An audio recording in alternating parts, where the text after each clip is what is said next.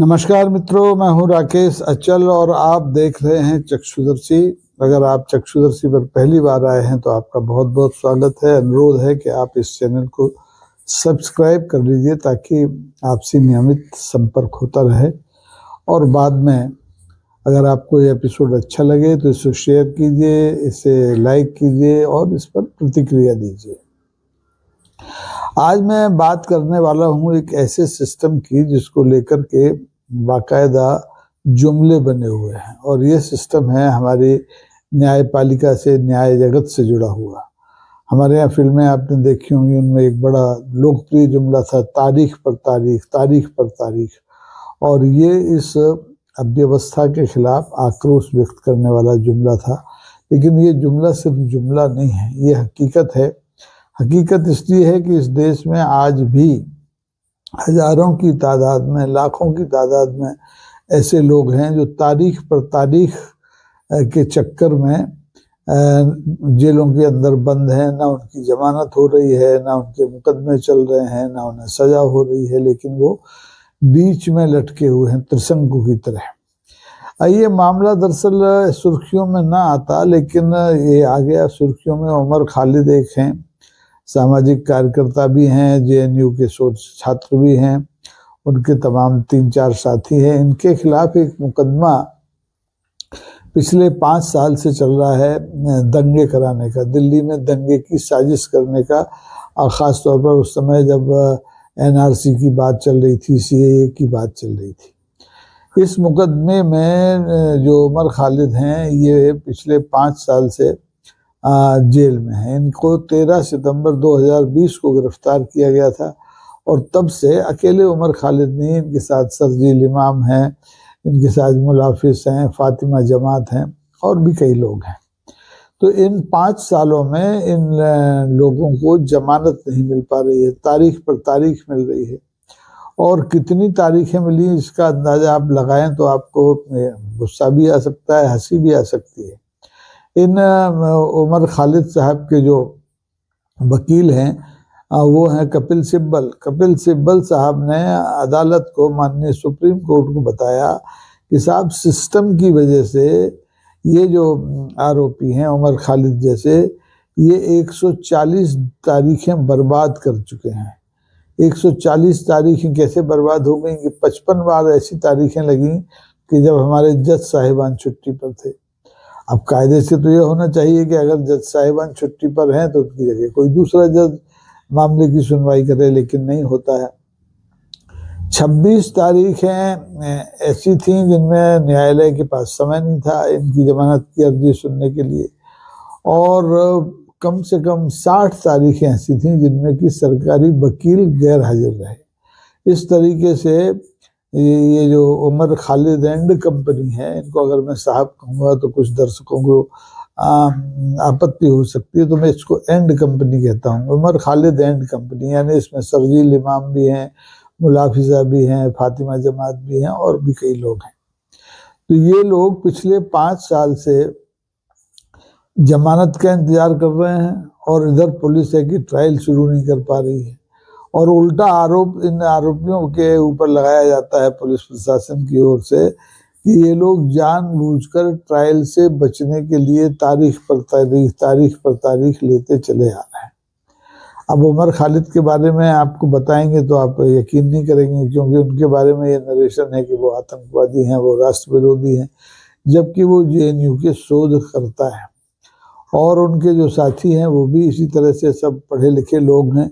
इन पर दिल्ली में 2020 में जो एनआरसी के और सीए के मुद्दे को लेकर के आंदोलन हुए थे, शालीमार बाग, आपको याद होगा, उसके बाद जो दंगे हुए उसकी साजिश करने का आरोप है। और इनके खिलाफ यूएपीए के तहत मुकदमा दर्ज हुआ। जैसा मैंने बताया कि 13 सितंबर 2020 को इनकी गिरफ्तारी हुई, और तब से लेके अब तक 5 साल गुजर गए हैं, 25 भी खत्म होने वाला है, 11वां महीना चल रहा है। पुलिस ने तो ट्रायल शुरू करा पाई, और न इनके खिलाफ कोई ऐसा प्रमाण प्रस्तुत कर पाई कि जिससे कि इनके ऊपर लगाए गए आरोप सिद्ध हो पाए। न ऑडियो, न वीडियो, न लिखित, न पढ़त। तो सीधे सीधे मामला स्वतंत्रता और अभिव्यक्ति से जुड़ा हुआ मामला मान लिया गया है। और ऐसे मामलों की संख्या 1, 2, 10, 5 हो तो कोई बात नहीं है। हैरानी की बात यह है, अगर आप एनसीआरबी के आंकड़े देखें और माननीय अदालत से जुड़े जो आंकड़े लोग संग्रहित करते हैं उनके आंकड़े देखें, तो जनवरी 25 तक हमारे अकेले सुप्रीम कोर्ट में 82,445 ऐसे मामले लंबित हैं, जो या तो जमानत से जुड़े हैं, जो या निर्णय इनके होने हैं, सुनवाई पूरी नहीं हुई है। और पूरे देश भर का अगर आप आंकड़ा देखें तो ये आंकड़ा 5,73,220 तक पहुंचता है। यानी देश में 5,73,220 प्रकरणों में से 4,34,302 लोग अभी भी विचाराधीन कैदी के रूप में देश की विभिन्न जेलों में पड़े हैं। उन्हें ना जमानत हुई है, मिली है, ना उनके ट्रायल शुरू हुए हैं और बेचारे पड़े हुए हैं, और आज से नहीं बरसों से पड़े हुए हैं।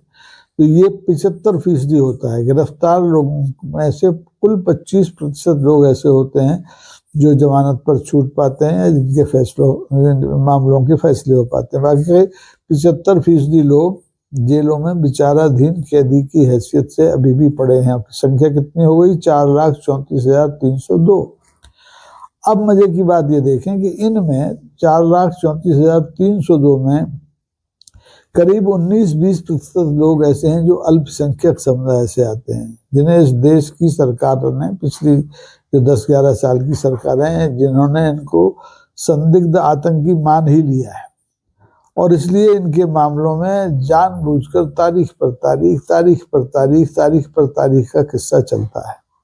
बावजूद इसके देश की न्याय व्यवस्था पर, देश के न्यायालयों पर इस देश की जनता का विश्वास अभी भी कायम है। वो क्यों कायम है? क्योंकि इस देश की जो अदालत है, सर्वोच्च अदालत है, वो दिन में तो काम करती ही है, छुट्टी के दिनों में तो काम करती ही है, आधी रात को भी उठ के काम करती है। आपको याद हो कि जो बम्बई दंगे के आरोपी था एक पाकिस्तानी याकूब मेनन, उसको फांसी की सजा सुनाने के लिए सुप्रीम कोर्ट आधी रात को बैठी। पवन कुमार गुप्ता के मामले में आधी रात को बैठी। अर्नब गोस्वामी की जमानत के मामले में आधी रात को बैठी। BS येदियुरप्पा भारतीय जनता पार्टी के नेता हैं, उनके मामले में आधी रात को बैठी। निर्भया मामले में तो बैठी ही थी। और वो जो सुरेंद्र कोहली का बहुत बीभत्स हत्याकांड का मामला था, उसमें भी माननीय सर्वोच्च न्यायालय ने आधी रात को दरवाजे खोल करके मामलों की सुनवाई की और जरूरी निर्णय दिए, जरूरी फैसले सुनाए। ज्ञानवापी मस्जिद के मामले में भी आधी रात को हमारे माननीय न्यायालय ने सुनवाई की और निर्णय दिया। ये मिडनाइट हियरिंग भी होती है। यानी आप सिर्फ ये नहीं कह सकते कि तारीख पर तारीख देने के मामले में अदालतें पूरी तरह से जिम्मेदार हैं। अदालतें सतर्क भी हैं, अदालतें अतिरिक्त कार्य भी करती हैं और मिडनाइट हियरिंग भी करती हैं। लेकिन ये जो मिडनाइट हियरिंग है, ये केवल सर्वोच्च न्यायालयों में होती है। देश के जिला स्तर पर इसका कोई चलन नहीं है। हाई कोर्टों में भी अपवाद कोई हो तो मुझे याद नहीं आता है कि मिडनाइट हियरिंग कोई हुई हो। और सुप्रीम कोर्ट में जरूर ऐसी तमाम नजीरें हैं जब सुप्रीम कोर्ट ने लीक से हट करके आधी रात को अपने कोर्ट के दरवाजे खोले, अदालत लगाई, प्रकरणों की सुनवाई की और उनमें जरूरी निर्देश भी दिए और जरूरी फैसले भी सुनाए। तो एक तरफ ये एक पहलू माननीय अदालत का ये है और दूसरा पहलू ये है कि लाखों लोग विचाराधीन कैदियों के रूप में जेलों में बंद हैं, जिसमें ये लोग भी, पढ़े लिखे लोग भी बंद हैं। उमर खालिद जैसे, शर्जील इमाम जैसे, फातिमा जमात जैसे लोग भी अगर जेलों में 5-5 साल बंद रहते हैं, जो पढ़े लिखे हैं, जो रिसर्चर हैं, तो आप कल्पना कर सकते हैं कि इस देश में आम आदमी की क्या स्थिति रही होगी।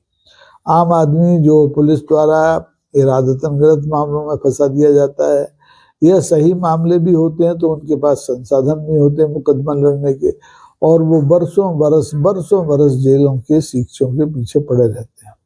इसमें दो बातें होती हैं, एक तो मानवाधिकारों का उल्लंघन होता है, दूसरे न्याय का जो सिस्टम है जिस पर कपिल सिब्बल ने सवाल उठाए हैं, वो लांछित होता है, बदनाम होता है, उसके प्रति अविश्वास बढ़ता है। और तीसरे, सरकार पर, सरकार के खजाने पर भी इन सब का बोझ पड़ता है, क्योंकि विचाराधीन कैदियों को अगर आप जेल में रखते हैं तो उनके खान पान के, उनके स्वास्थ्य की, उनकी दवाओं की चिंता भी सरकार को करना पड़ती है। तो अगर कोई देश में ऐसा सिस्टम तैयार हो जाए कि ये तारीख पर तारीख, तारीख पर तारीख, तारीख पर तारीख समाप्त हो जाए, जैसे सिटीजन चार्टर दूसरे मामलों में लागू है और उसके तहत थोड़ा बहुत काम भी होता है, माननीय अदालतों में भी लागू है, लेकिन उस पर इतना अमल नहीं हो पाता कि उमर खालिद जैसे लोग समय पर जमानत पा सके या समय पर उनके मामलों की सुनवाई हो, तो अगर वो सजा के हकदार हैं तो सजा पाए। हो सकता है कि इस मामले में, जिस मामले में उमर खालिद एंड कंपनी को गिरफ्तार किया गया है, मामले का ट्रायल हो और नतीजा टाइम टाइम फिक्स हो, पुलिस उनके खिलाफ कोई सबूत न दे पाए और वो उन्हें बाइज्जत रिहा कर दिया जाए, तो ऐसे में जो 5 साल बर्बाद हुए जेल में रहते हुए विचाराधीन कैदी के रूप में, इसका खमियाजा कौन भुगतेगा? इन कीमती 5 सालों की भरपाई कोई सरकार नहीं कर सकती, कोई पुलिस नहीं कर सकती, कोई अदालत भी नहीं कर सकती। तो ऐसे में जरूरत इस बात की है कि मामलों में त्वरित सुनवाई हो।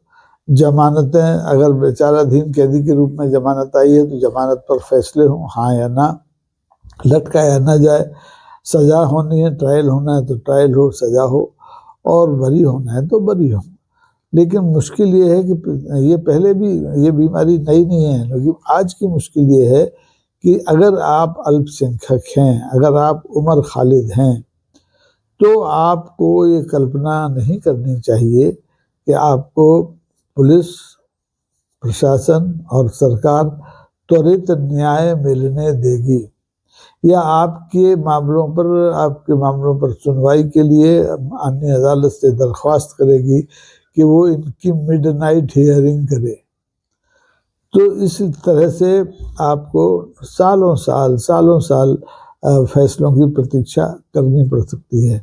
अभी एक मामला, ताज़ा मामला है, जिसमें एक सरकारी कर्मचारी पर भ्रष्टाचार का आरोप लगा, रिश्वत लेने का आरोप लगा। 20 साल तक मुकदमा चला, बंदा 20 साल जेल में रहा, और जब आखिरी फैसला आया तो उसको निर्दोष घोषित कर दिया गया, उसको बरी कर दिया गया।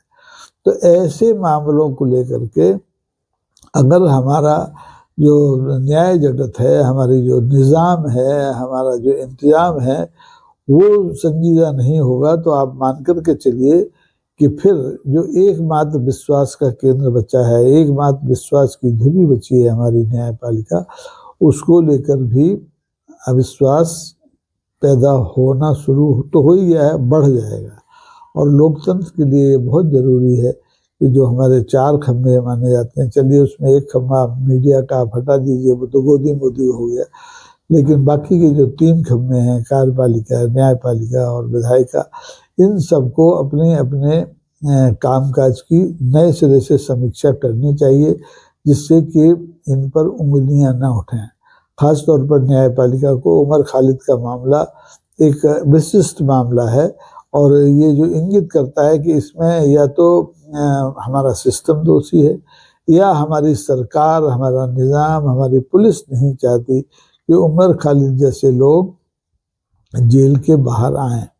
आपने देखा होगा, उमर खालिद तो ठीक है, अभी हाल में ही पिछले महीनों की बात है, एक प्रोफेसर वो थे, कौन से मुरादाबादी थे, मैं नाम भूल रहा हूँ, महमूदाबादी, वो बेचारे एक टिप्पणी के चक्कर में जेल गए और बाद में बड़ी मुश्किल से उनकी जमानत हुई।